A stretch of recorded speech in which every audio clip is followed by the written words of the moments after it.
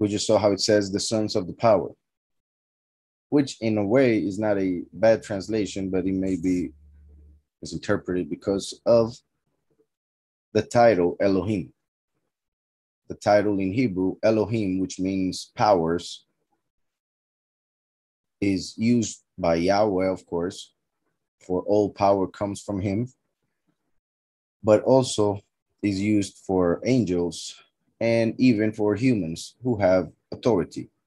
So the title Elohim is a title and therefore can be used for different entities, not only for the creator of all, Yahweh.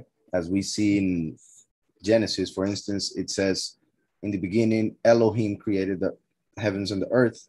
Then in the second chapter, we start seeing that it says Yahweh Elohim. So Elohim in the Hebrew, well, first of all, that's one of the signs of the humility of the creator, for he uses a title in the first chapter instead of his name. So that is part of the humility of the Almighty, but also in a deeper understanding or interpretation of those verses, is showing how the Almighty was working through certain type of angels who are called Elohim. So Yahweh Elohim is Yahweh working through certain angels who use, or for whom Yahweh uses the title Elohim. And then there are other parts of scriptures where Yahweh manifests as Yahweh Sabaoth. That is Yahweh through different type of angels, others obviously than those called Elohim. So Yahweh Sabaoth is working through different angels who are in charge of the accusation through the law. So using the law, they accuse and then they punish pretty much. So Elohim, and I repeat, Elohim, Sabaoth are titles that are connected to the Father Almighty, of course, for he is the one who has all power. And Sabaoth means hosts or armies. And the Almighty obviously is above all armies, and all the armies of angels serve him. So it's always explained, as it is written, from Adam till Moshe, death reigned on this earth. From Moshe to John the Baptist, the law and the prophets. And from Mashiach till our time, the truth and the favor. So the truth and the favor, from like forgiveness of sins, came with Mashiach. Therefore, before Mashiach came, there was no truth. I mean, there was truth, but it was not understood. They would interpret scriptures according to the letter, and that led to wrong interpretations and wrong fulfillment of the law. One of the reasons why they didn't accept Mashiach when he came, they couldn't even recognize him, even though it was all over the scriptures prophesied. So the title Elohim also has the numerical value of the word that is translated as nature in Hebrew. So it's pretty much one or another reason why Yahweh uses that title throughout the first book, the first chapter of Genesis. For it says, in the beginning, Elohim created the heavens and the earth. I repeat, Elohim has the same numerical value as nature.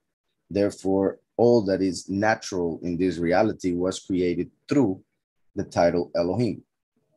And that title refers to certain type of angels. And above those angels, it refers to the power from whom all powers come. That's why Elohim is in plural, even though Yahweh is one, Yahweh Echad. It happened after this that my spirit passed out of sight and ascended into the heavens. And I saw the sons of the Kodesh Malachim. I wasn't expecting that, but it's even better because it's confirming what I was just saying. Because, I mean, I didn't read it before or study. So it says, and I saw the sons of the Kodesh Malachim walking upon the flame of fire. Their garments were white and their overcoats and the light of their faces was like snow. So it actually says the sons of the Malachim, the sons of the Malachim. Those Malachim who are called also Elohim. That's why the other translation has, I saw the sons of the power. But obviously the sons of the power would be, and I'm pretty sure that's what he meant, where he translated it that way, the sons of the Almighty Creator, Yahweh. But that is not really what it's saying.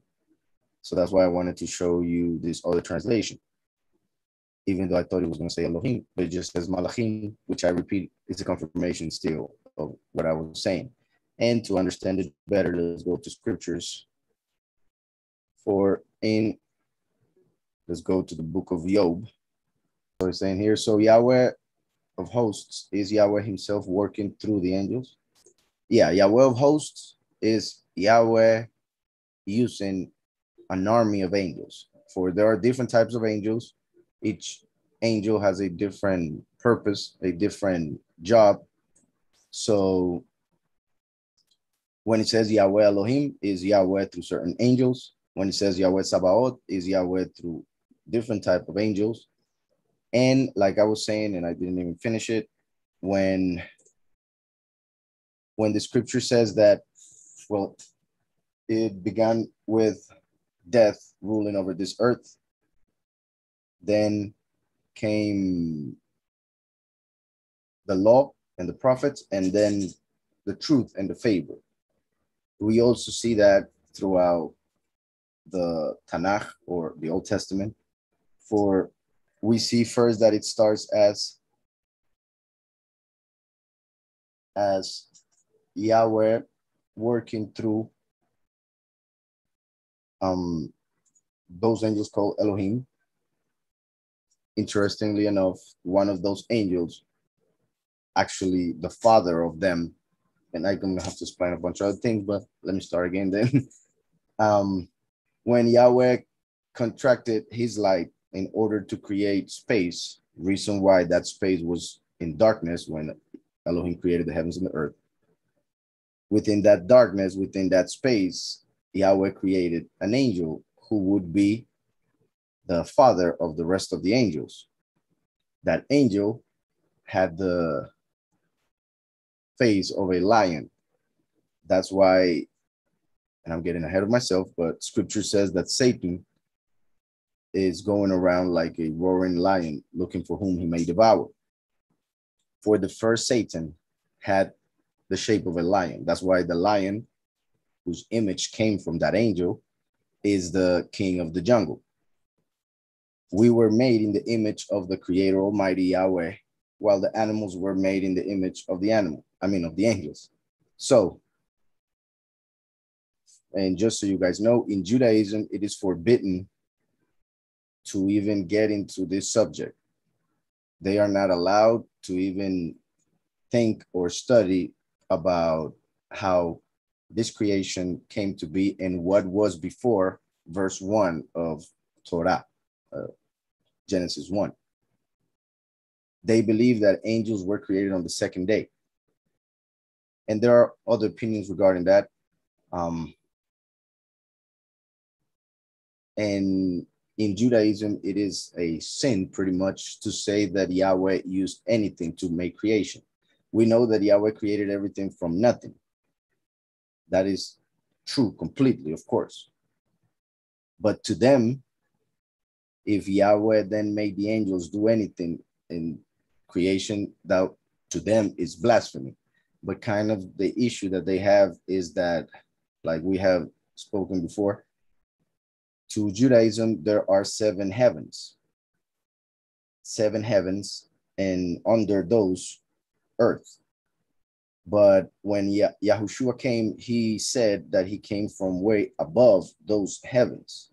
He came from a higher place that they didn't know of. Those 7 heavens that they speak of in Judaism are all within what we call the second heaven.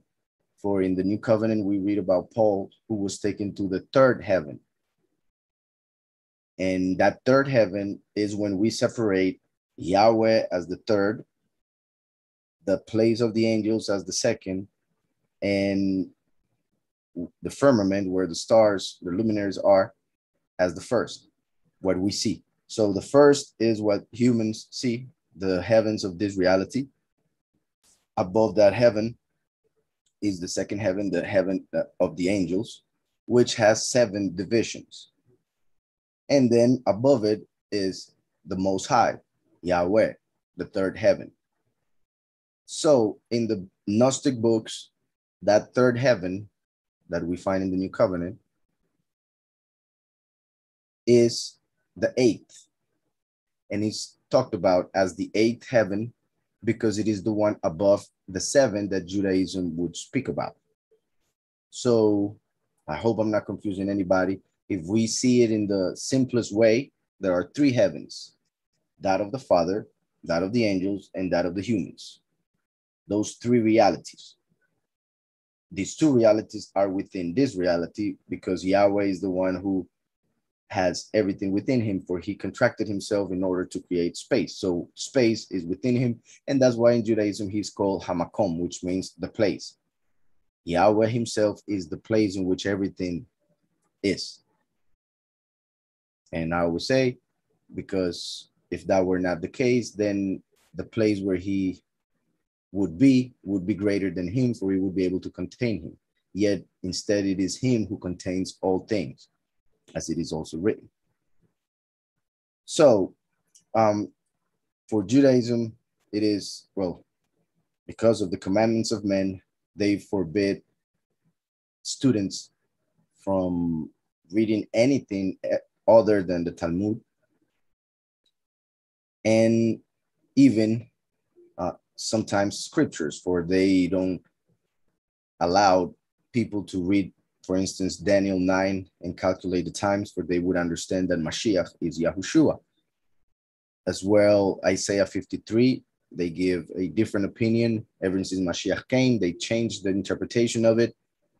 And most Jewish people don't even know about that chapter, because when they are told about it, they automatically connect it with Yahushua.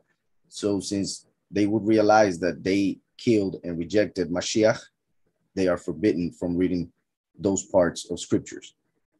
Obviously, they claim that they are going to misinterpret it. They're not ready. They wouldn't understand. But the fact is that they would find out that they have been taught a lie. So in a way, the same thing happens with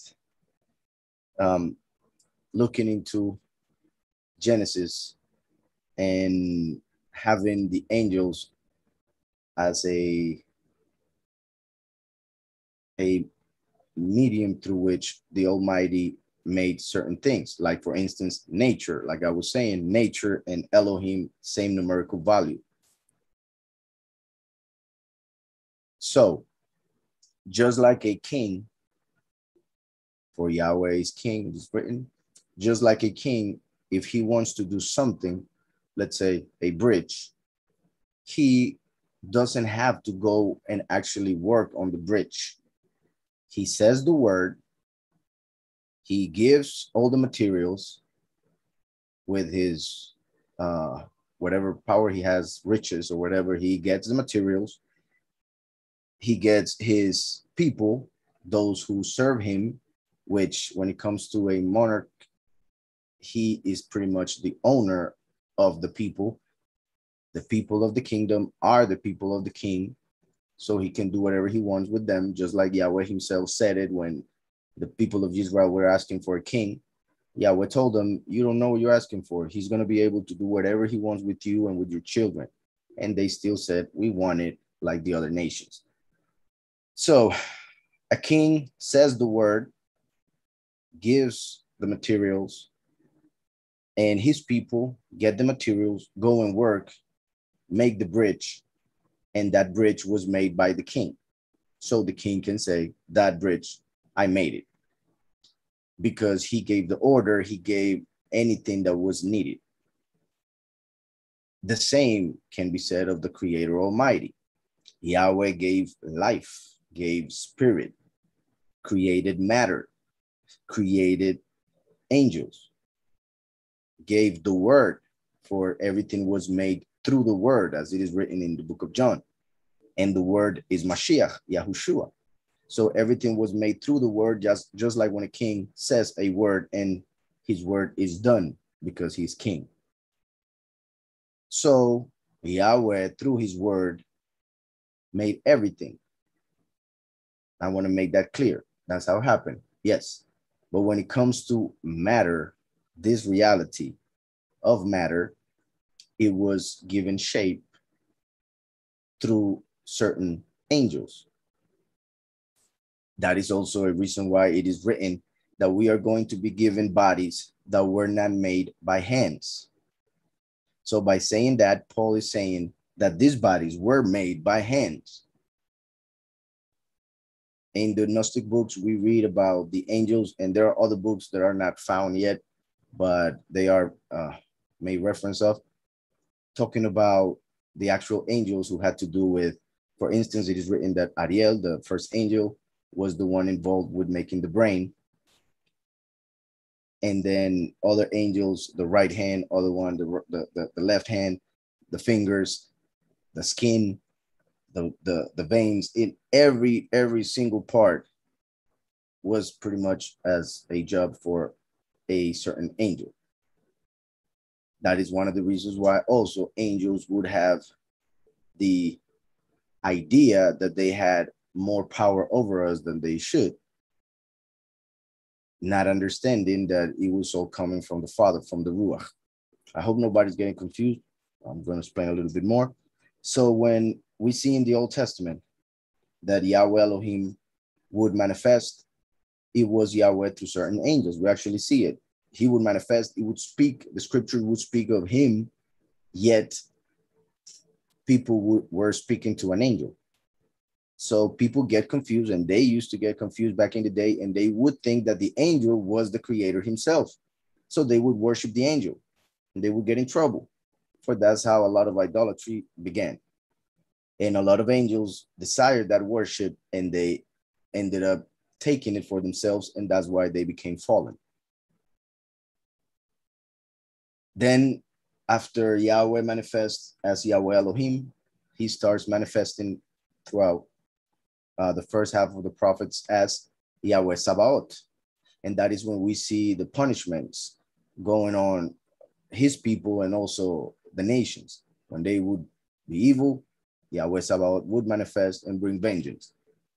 But then later on with the prophets, we see how all of a sudden it is not Yahweh Elohim manifesting to them. It is not Yahweh Sabaoth.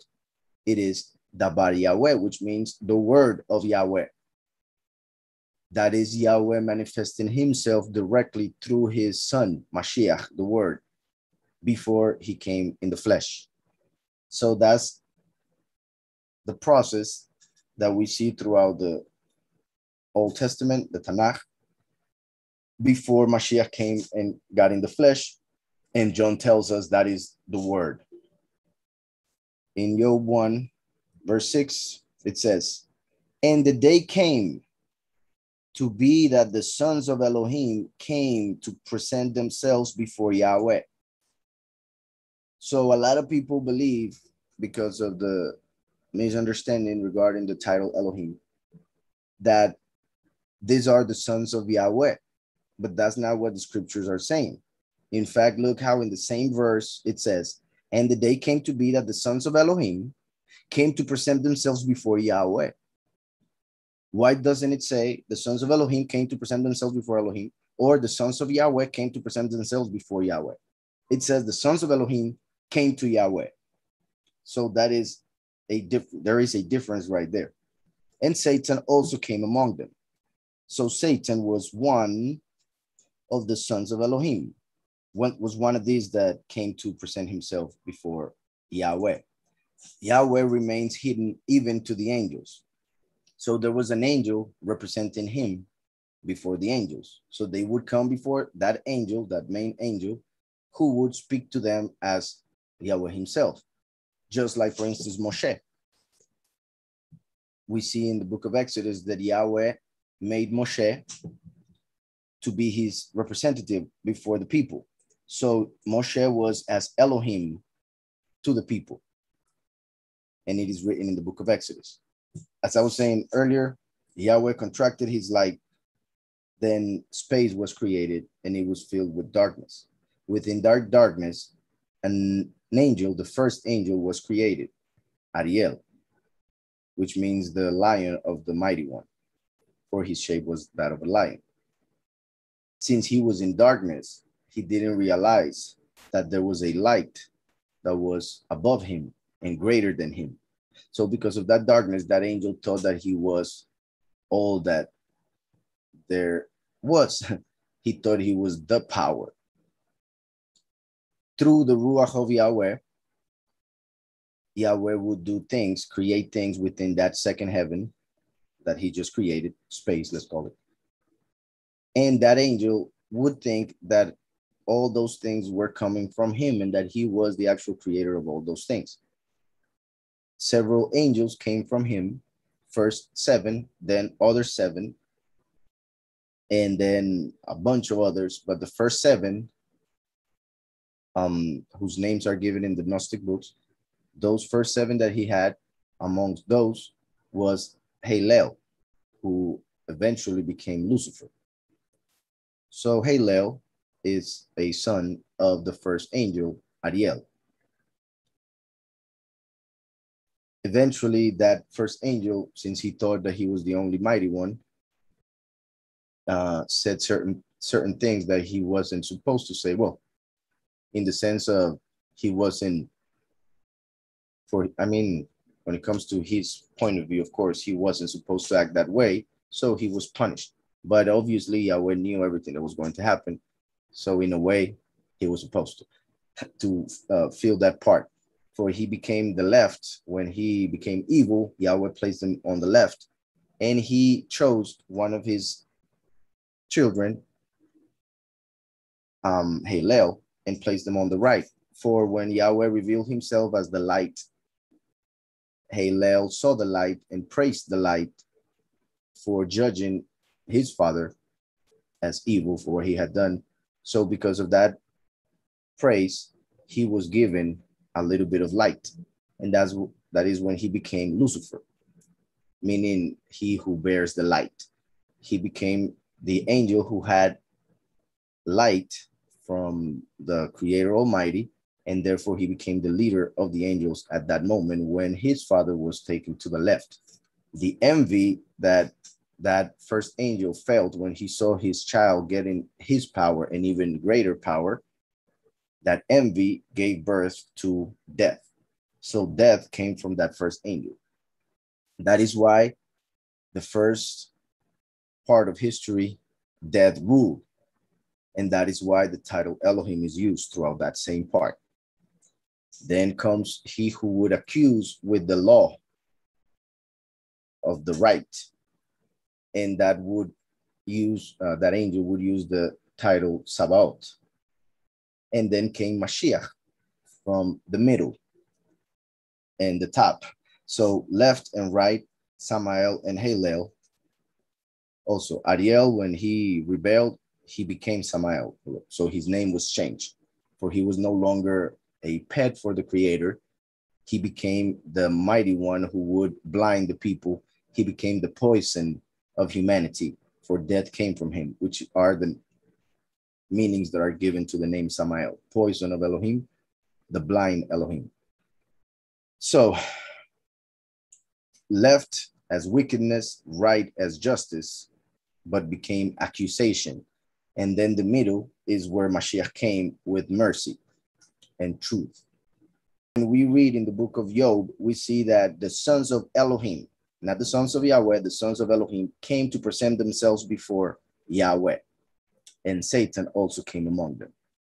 And Yahweh said to Satan, "From where do you come?" And Satan answered Yahweh and said, "From diligently searching in the earth and from walking up and down in it." So he was looking for whom he may devour. And he continues, he wants to devour Job, and Yahweh uses that moment to test Satan, to test Job, and give us an amazing teaching and also prophecy. But if we go to the book of John, chapter 1 also, we read something a bit different, and I hope the translation will have it right. So let's see the book of John, chapter 1, verse 11 and 12. It says, talking about Mashiach, he came to his own, and his own did not receive him. But as many as receive him, you see here we have an issue. I knew it. But as many as receive him, to them he gave the authority to become children of Yahweh, to those believing in his name. So in this translation, they pretty much write Elohim every time. In the new covenant, they pretty much write Elohim, and I don't know why they don't look at the context to realize if it was the title that was being used or his name that was being used. In fact, look how it says that is through believing in his name. So a better translation of this verse, and the reason why I brought you guys to this verse is because it says, but as many as receive him, to them he gave the authority to become children of Yahweh, to those believing in his name. That means that if a person doesn't believe in his name, in the name of Mashiach, Yahushua, that person is not a child of Yahweh. Remember that Yahushua told us, when you pray, pray like this: Our Father who art in heaven, set apart be thy name. So Mashiach came as a son to make us children of his father as well. And his father is Yahweh. So even though most people claim to be children of the Almighty, they don't really know that they are not, unless they accept the name of Mashiach, because they have not read scriptures. They claim they are children of the Creator because they were made by the Creator, but that would make them creatures, not children. So a person, a human, is a creature until that person accepts the name of Mashiach, who is the son of Yahweh, and therefore that spirit gets into him or her, and through that rebirth spiritually, that person is no longer a creature, is a child of Yahweh. It is written that we are made new creations in that aspect of children, not just creature. So we see in the book of Job that the children of Elohim went to see Yahweh. Those are the angels, the B'nai HaElohim, which is also a title.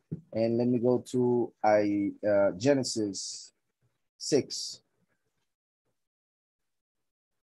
It says, and it came to be when men began to increase on the face of the earth and the daughters were born to them, that the sons of Elohim saw the daughters of men, that they were good, and they took wives for themselves of all whom they chose. So look how it says the daughters of men.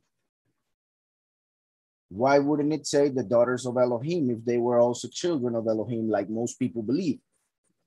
So we see here that we become children of Yahweh when we accept the name of Yahushua according to John 1:12.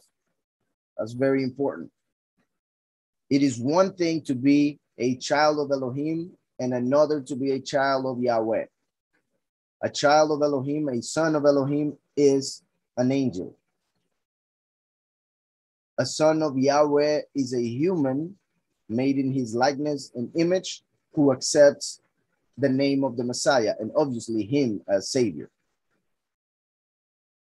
So we see in John 1, and sadly that interpretation, that translation wasn't the best in that case, even though it's better than most, but not in that case, because that issue with the title and the name in the new covenant.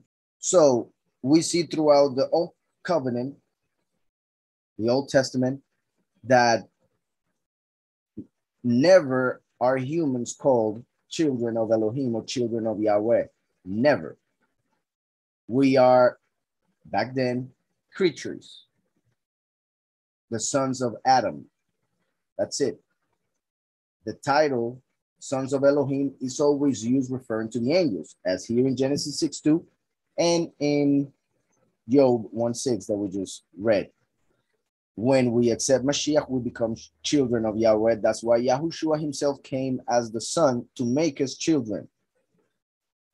He himself said that we were no longer slaves or servants, for the slave doesn't know what his master is doing. He just does what he's told, and that's it. He doesn't know why he's doing what he's doing, like the angels.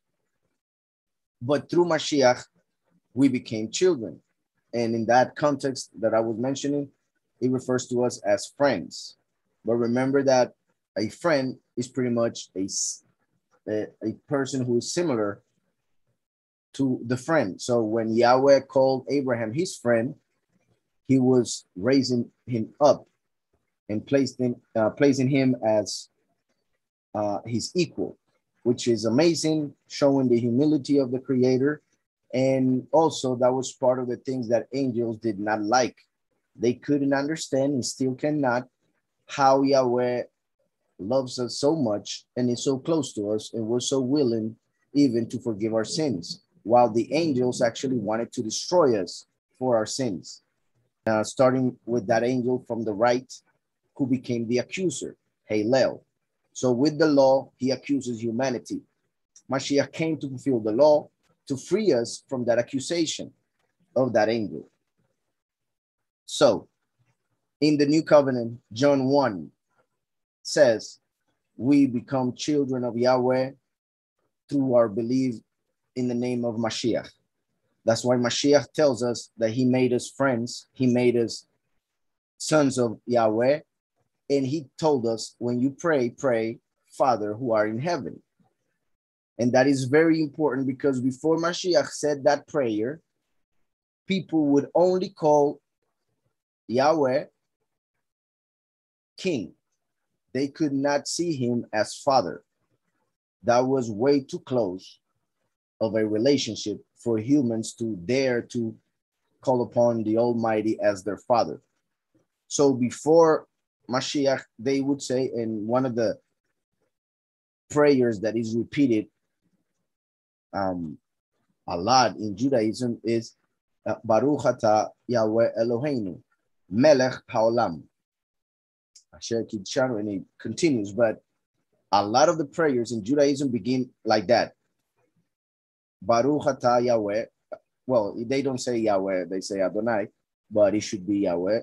Baruch Atah Yahweh. Blessed are you, Yahweh. Melech Haolam means king of the universe, king of the world. So that is the most common prayer. They would call him king. That was the closest relationship that they could think of with the Almighty as king. But then Mashiach came and said, call him Father. So that took a lot of people by surprise. So I hope all of that is clear. We become children of Yahweh. We are the only creation who is given that gift, the possibility of becoming a child of the one Creator, Yahweh. The angels are never called children of Yahweh. They are called sons of Elohim, because the title Elohim, even though fits Yahweh, refers in this case to the first angel created in that space that Yahweh made when he contracted himself. So I hope all of that is clear. And it was all to explain that verse from Hanok. And like I was saying, in a way, this translation this time makes more sense. And I would love to have the Hebrew book of Hanok, which I don't, to see why the difference between this translation and the other. Because Kodesh Malachim are two Hebrew words, but the power, as the other translation has it, would be the title Elohim, even El, for they don't write it in plural. So that means that pretty much one of the two is changing the wording. the original Hebrew, kind of to help, quote unquote, the reader, which I don't think should be done. Yahweh is the one who helps the reader. Yahweh said this and that word should be written. This and that word should be the ones that we find and read when we have the book. So it's sad that a lot of people who translate scriptures tend to try to help the reader and end up confusing the scripture. And like I said, I want to make that clear. They made the flesh. That's why there is evil in the flesh. They made the flesh. They didn't make us. The flesh is a vehicle. Yahweh made us when he sent his ruach, his neshama, which traveled like a ruach, and when it entered us, when mixed with the flesh, became a nefesh, a living nefesh, which is a soul. So the soul was made by Yahweh through his ruach, and we are the souls. The bodies are just vehicles for the souls to be within this reality. But the bodies will not enter the kingdom. That's why we need to be transformed, because flesh and blood will not inherit the kingdom. It is written in 1 Corinthians 1. So flesh and blood will not inherit the kingdom, because flesh and blood is of this reality, and it works only as a vehicle for our souls. So we were made by Yahweh in his image and likeness, soul and spirit, and placed in a body of flesh, which is a vehicle. But the angels think they have authority because they had something to do with giving shape to atoms, to the matter. Hope that's clear. That's where the stories of the Sumerian tablets with Enki, and exactly, brother. Yeah, that's why there are those stories regarding the Anunnaki who claim to have made humans. That explains the battle between Jacob and the angel. That's right, Priscilla. Well, that is all explained in that chapter. We're in Spanish in our channel, but in a few words, that is exactly the point there. It says that Jacob fought Elohim and he won. What? That makes no sense when you interpret it as taught by Christianity or even Judaism. It makes no sense. He fought an angel who had the title Elohim, an angel that was working like every other angel for Elohim, even though he was doing something evil, for he was fighting the one who was chosen. And why was he fighting Jacob? Because that angel, Samael, who is the one who Jacob fought, and that is understood in Judaism. I was referring to another part. Like in Judaism, you can go and check, and there are two opinions. One says that he fought Michael. That doesn't make sense. Another opinion says that he fought Samael. That does make sense, because Samael was the angel of Esau, Esau, the brother of Jacob. So Jacob was coming to face him. Esau wanted to kill Jacob. So his angel went and tried to kill him beforehand. So the angel of Esau went and fought Jacob.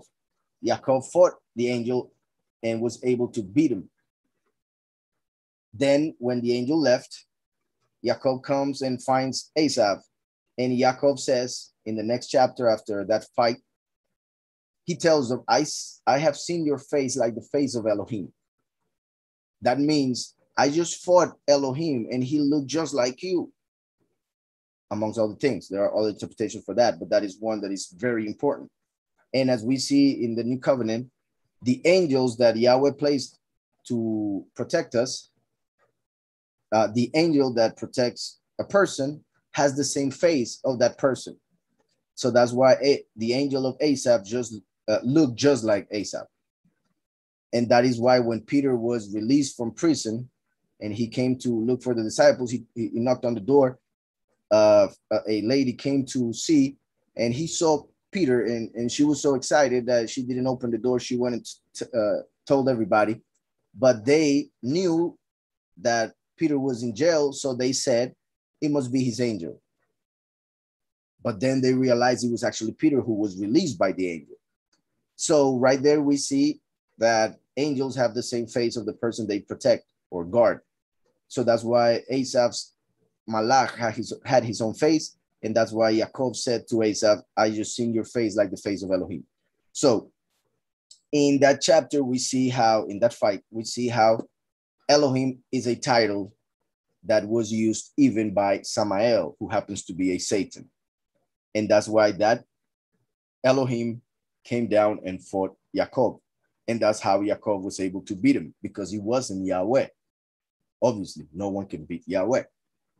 But the fact that the title Elohim was used there and not a name for the angel, in fact, he is asked his name and the angel doesn't reveal it because of the power that a person has when the person has a name of an entity, has pretty much authority over that entity. So the angel didn't want to give him the name. Plus the fact that he needed to be written down that way and his name wasn't supposed to be revealed, so that we would understand just the title Elohim, because that represents, just like Yaakov fought Elohim, it represents how the last will fight Lucifer, who is the Elohim of this world, the mighty one of this world. So just like Yaakov fought Elohim and won, the last will fight Halel and take him out of heaven in Revelation 12.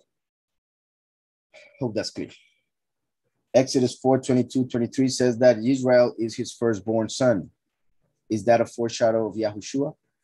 Yep. In fact, well, let me go and read it first. So Exodus 4:22-23. It is just like in, well, I'm going to read this one that you just mentioned, brother. And he's talking about the whole of the people, right? And remember that Yahweh promised Abraham that he would send a seed through him. And he wasn't talking about Yitzhak, like Paul then explains. He was talking about Mashiach. He didn't say seeds, he said seed.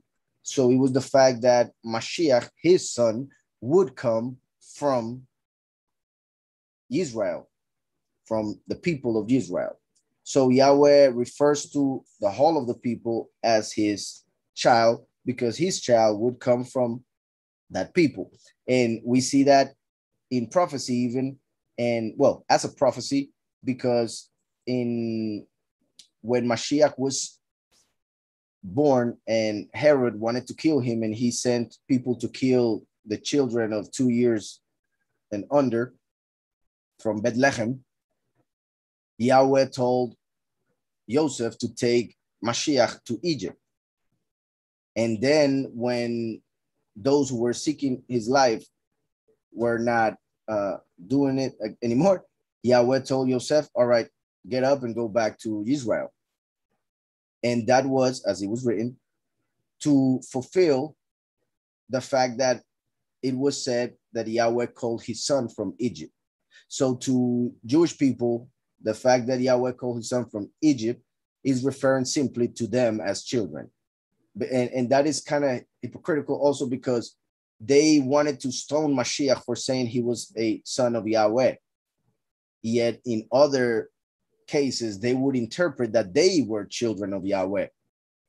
But when I was talking about humans as a whole, not just the nation of Israel, which is the case here. I was talking about humans as a whole. Like if you talk to any human who believes in a creator, most likely that human will say that he is a son or a child of that creator. But that is not what the scripture says. And when we look into scriptures, like this example that you just gave, Yahweh is talking about Israel, but because of the fact that Mashiach would come from Israel, his son, and that's why he would speak in singular, even though he was talking about plural, a bunch of people. And I repeat, it was a prophecy that Mashiach would come from Egypt, in the sense that he had to be taken there to be hidden from Herod, who wanted to kill him. So he killed all the children of 2 years and under. So Exodus 4:22-23. And you shall say to Pharaoh, thus said Yahweh, Israel is my son, my firstborn. So I say to you, let my son go to serve me. But if you refuse to let him go, see, I am killing your son, your firstborn. So I repeat, this is obviously it connects with Israel, yes, but it is prophecy of Mashiach who would be taken to Egypt. And that's why it speaks in the singular. And since we are, and also it looks how it says, my firstborn. That is important because, I repeat, there were a lot of people and they were all, well, children of Abraham, whose promise was that from him, the only begotten son of Yahweh would manifest. Another, just in case, because of this, before I go to the new covenant to show another one, in Proverbs 30, chapter verse 4, it says, who has gone up to the heavens and come down? Who has gathered the wind in his fists? Who has bound the waters in a garment? Who established all the ends of the earth? What is his name? And what is his son's name, if you know it? To Jewish people, sadly, because of the interpretation of what you just mentioned, here it says, what is his name? It would be Yahweh. And the name of his son, they say Israel. Taking Exodus as an example, they say Israel. And obviously we can, according to the letter, say that, and we wouldn't be wrong according to the letter. But according to the spirit, we know that it's talking about Mashiach. We know that it's talking about Yahushua. In fact, I want to take this moment to show you something very amazing. I'm going to be sure about this, but it says, me, Allah Shamaim, who ascended into the heavens. Me, Allah Shamaim. Then it says, and descended. Then it says again, me, Asaf, Ruach, gathered the winds. So it has me here, another me there, another me there, and another me there.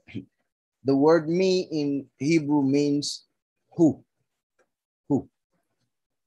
Yahushua is the one who reveals the Father. That's why when Philip asked Mashiach, show us the Father, Mashiach said, if you have seen me, you have seen the Father. That's why Mashiach said, I am the only way to the Father. The only way to know Yahweh is through Mashiach, the me, the who.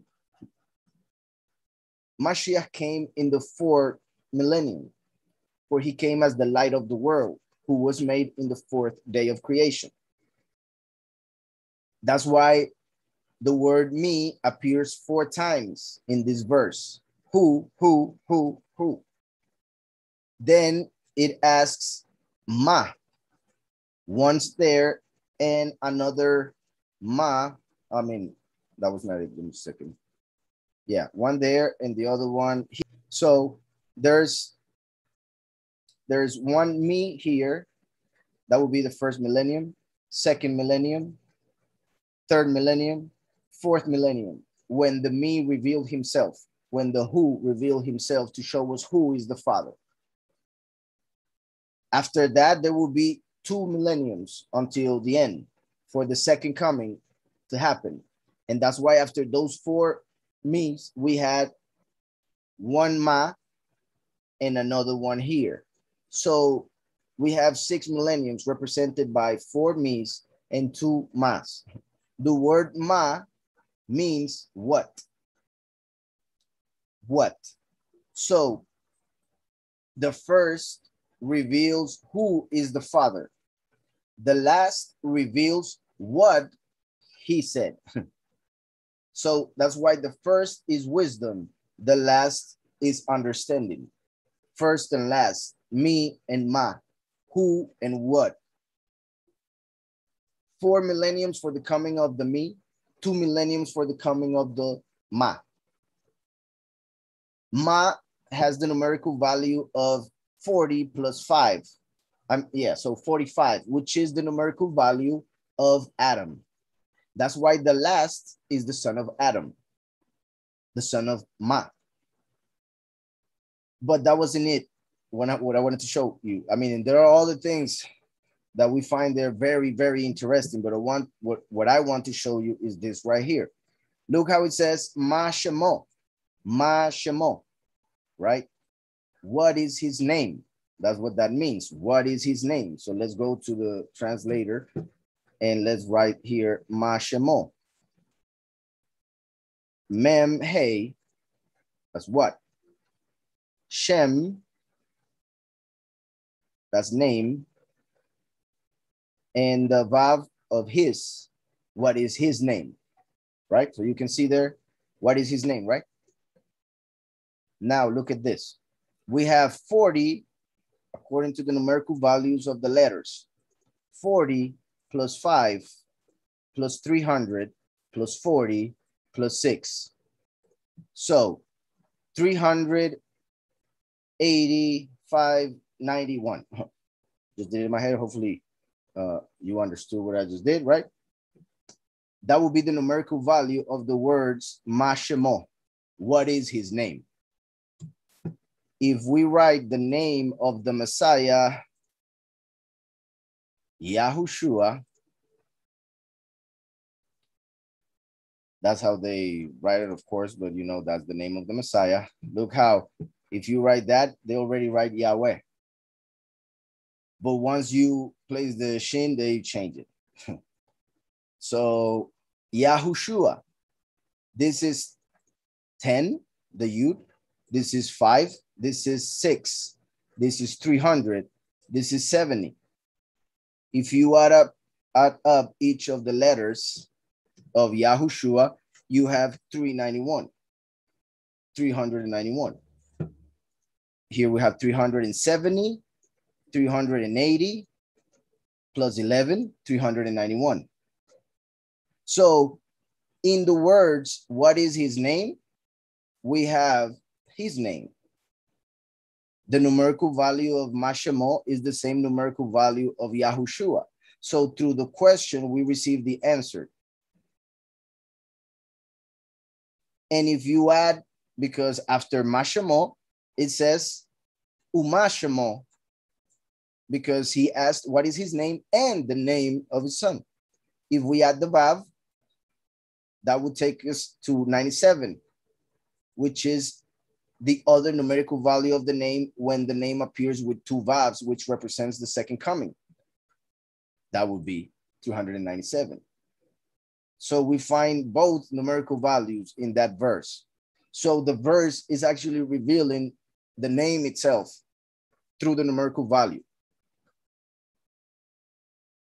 So when Yahweh asks, what is his name?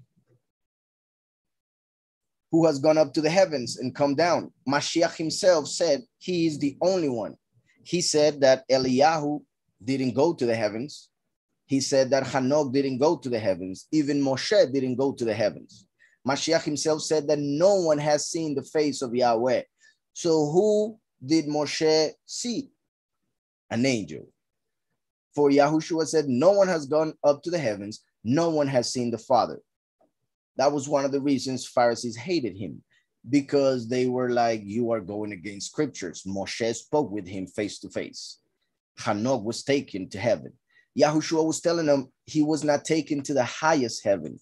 He was not taken to the Father. They did not see the Father, for the Father cannot be seen, for he is Ruach. Only Mashiach can be seen, and that's why Mashiach told Philip, if you have seen me, you have seen the Father.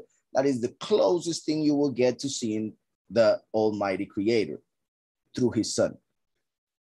So who has gone up to the heavens and come down? That's the first who. Who has gathered the wind in his fists? Second who. Who has bound the waters in a garment? Who established all the ends of the earth? And look how it's the fourth talks about the ends of the earth, as in the one who completed all creation. That is the who. In Hebrew, me, which represents Mashiach, Yahushua. And then, what is his name? Numerical value 391. And what is his son's name? In this case, because of the translation, has son before name. So kind of switches switches the words. But if we, as we saw in the Hebrew, it said Uma Shemo, which has the numerical value of the other way of writing the name of Messiah. So there are two ways of writing the name of Messiah according to scriptures, with one Vav and two vavs, which represent first and second coming. With one vav, the numerical value is 391. With two vavs is 397. We see those two numerical values in what is his name and what is his son's name. Obviously, we have here Yahweh and here Yahushua. But the Jewish people, since they don't understand through the Ruach, this scripture, they only take it according to the letter. They take that part from Exodus and say his son's name is Israel. Okay?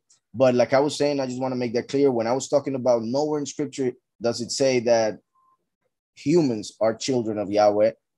The example that Brother Omar gave was referring to Israel, which are his people, right? The true Israel are his people.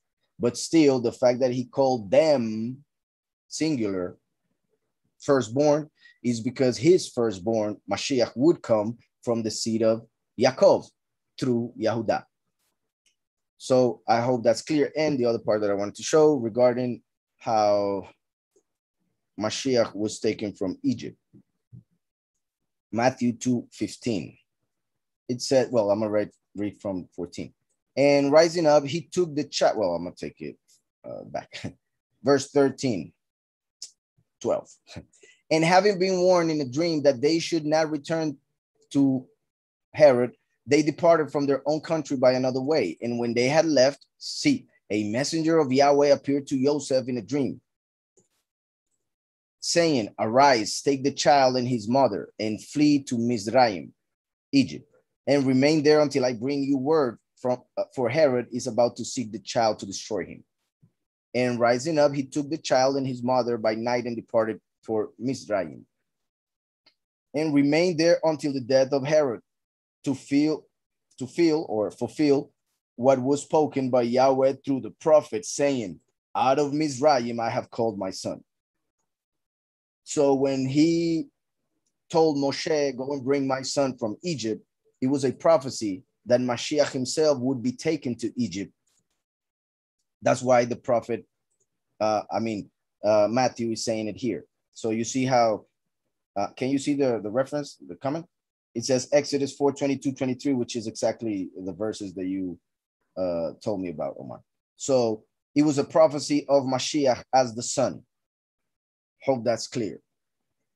And since, like I always say, Yahweh speaks of the future as if it was past already, for he knows everything from the very beginning.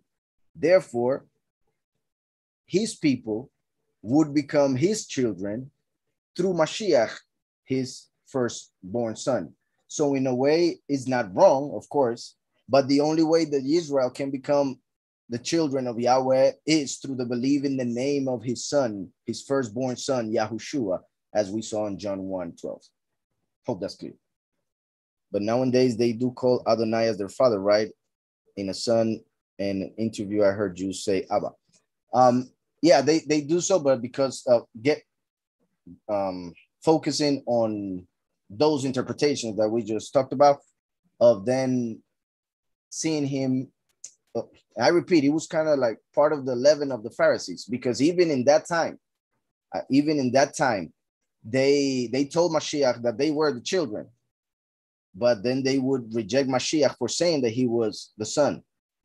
So it was like saying, we are, you're not, which is what they do when they follow Lucifer pretty much, who makes them think that they are greater than others, that they're superior, that they are different in a better way.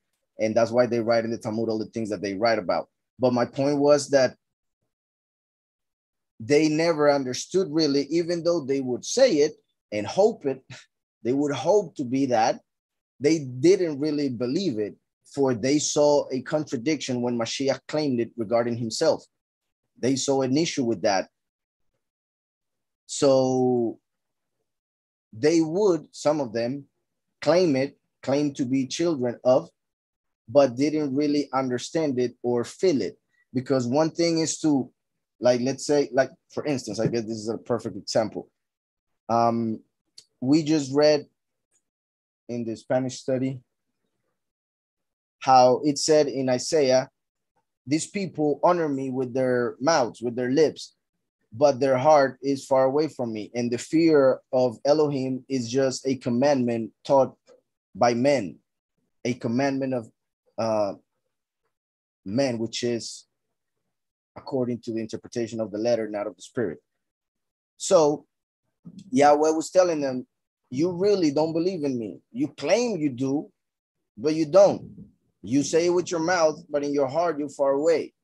The fear that you have for the Almighty is not the true fear. And the beginning of wisdom is the fear of Yahweh. So they didn't have wisdom, for they did not fear Yahweh really. They had a fear that was taught by the Pharisees. So that is my point regarding they might have been taught, but they didn't believe it. And that is that is something that we see, I repeat, with the most common prayers that Jewish people make. Even though they might say in one or another, at another point, that they are the children, and I want to make that clear that I was just making earlier, they don't mean all humans are, they mean they are.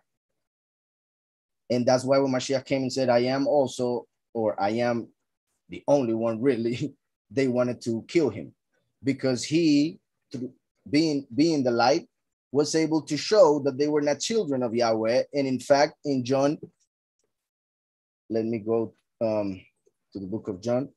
John tells them that they are children of Satan. It was John 8:44. It says, 42, Yahushua said to them, let me go back a little bit.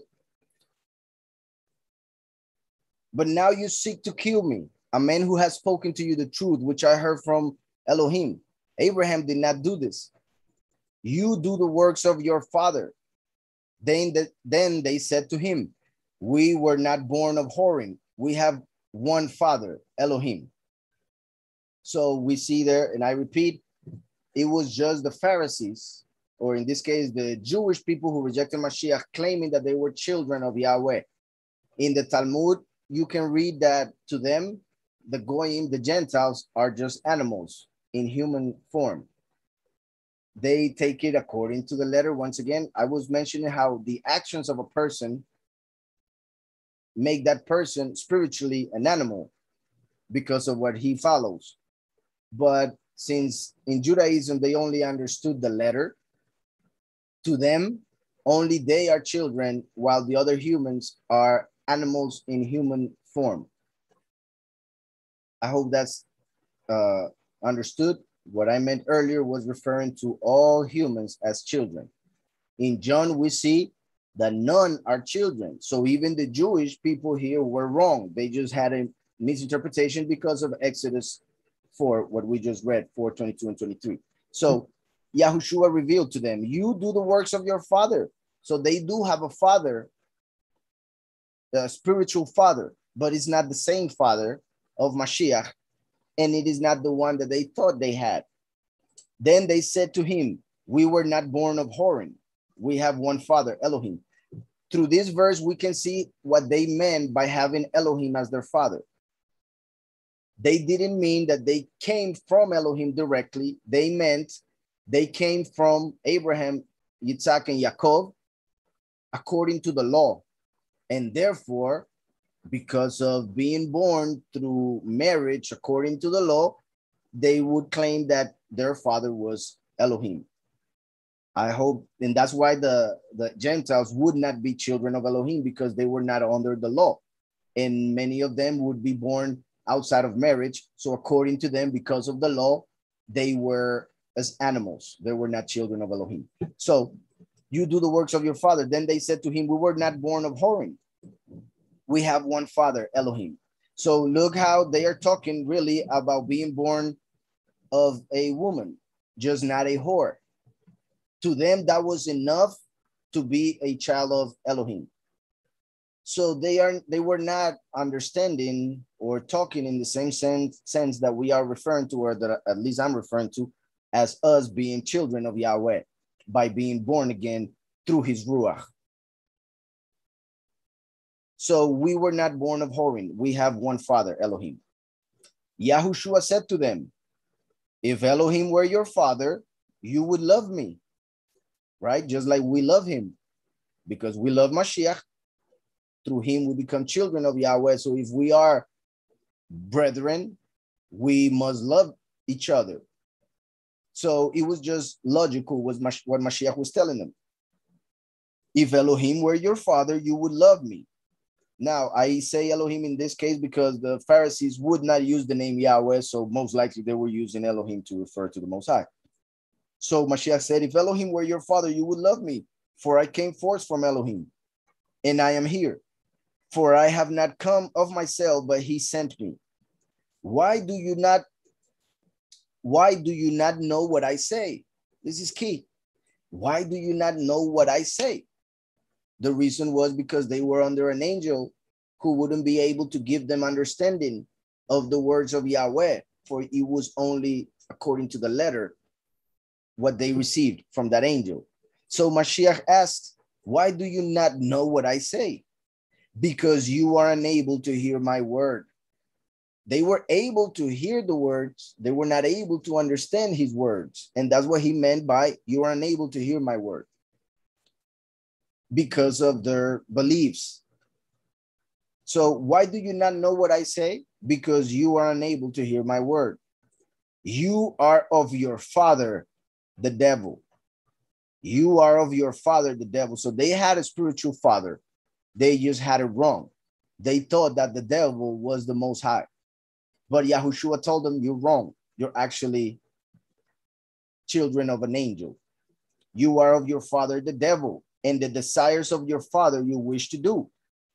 So that's why they act that way. He was a murderer from the beginning. So he relates Satan to Cain and has not stood in the truth. Has not stood in the truth because there is no truth in him. When he speaks the lie, he speaks of his own, for he is a liar and the father of it. So he is the father of the lie, and he just told them, you are his children, so you are lies in the flesh. You are following a lie, and you are teaching a lie. Hope that's clear. And because I speak the truth, you do not believe me, for they were children of the lie. So they cannot accept the truth. It doesn't go with it. It's just natural. Yahushua was not angry. He was being clear. He was telling them how it is. So I repeat, I hope that's clear. The fact that they call him, and even back then they would, but not in prayer, not because kind of my point, what I was trying to say is the difference between the relationship you have with your father or that you would have with the king. With the father, you have, well, you can speak like to him in a caring way, familiar way, and he would understand because he knows you from when you were born and what you mean and all of that. You have intimacy pretty much with your father, your parent. While with the king, you would have to be completely different. You would have to speak a certain way, be careful of not even looking sad, because if you would go to the king with a sad face, he could kill you, because that would be depressing for the king. So the king could kill a person for being sad, and we see it even in scriptures. So even though those are things that we should take into account, because of course Yahweh is king and we must respect him as such, it is greater to see him as a father, for there is much love when you understand that relationship. So my point is that even though they may claim that they are children of, because of the letter of Exodus 4, they don't really believe it in their heart, because they would only refer to him and think of him as a king, and not just a king, an evil king. So they would be afraid in the sense, in the negative sense of the word, because one thing is to be afraid, and one thing is to have the fear of Yahweh, to honor, to revere, to respect. And when it comes to being afraid, we should be afraid of not pleasing him. We should be afraid of committing a sin, but not because of hell, because we don't want to fail him. We should be afraid of failing him. We shouldn't be afraid of punishment because we have Mashiach and he gave us forgiveness of sins. So through our faith, we understand that hell is not for us. It is written in Matthew that hell was created for Satan and his angels. We are not children of Satan, and therefore hell was not made for us. We shouldn't fear hell. We must fear Yahweh and fear failing him. So a lot of people confuse that, and that is something that would happen a lot in Judaism, not understanding really Yahweh as a father, even though they would claim to be children of. I repeat, that is pretty much the thing that made them want to kill Mashiach. The fact that he claimed to be the son. Why would they be mad at that? If he is a Yahudi and they claim to be children, why was it a blasphemy for Mashiach to say that he was the son? Makes no sense. That shows that they didn't really understand what they were saying, even if they claimed to be children. And that's why Mashiach himself said, why do you not understand me? Because you are unable to hear my word. You just cannot understand it. Even when we get to see the Almighty as a father, we automatically connect the Almighty with the father that we may have had. And if our father was not very good, then we would see the Almighty as not very good. And that is another issue. So we must be careful in our minds and our hearts to purify the thought or the idea that we have of a father and understand what a father should be according to scriptures. And that is what Yahweh is to us. So I repeat that because many times the example that we may have from our earthly father may not help much when it comes to seeing the Almighty as a father. So take that in account when trying to grow when it comes to your relationship with the Almighty.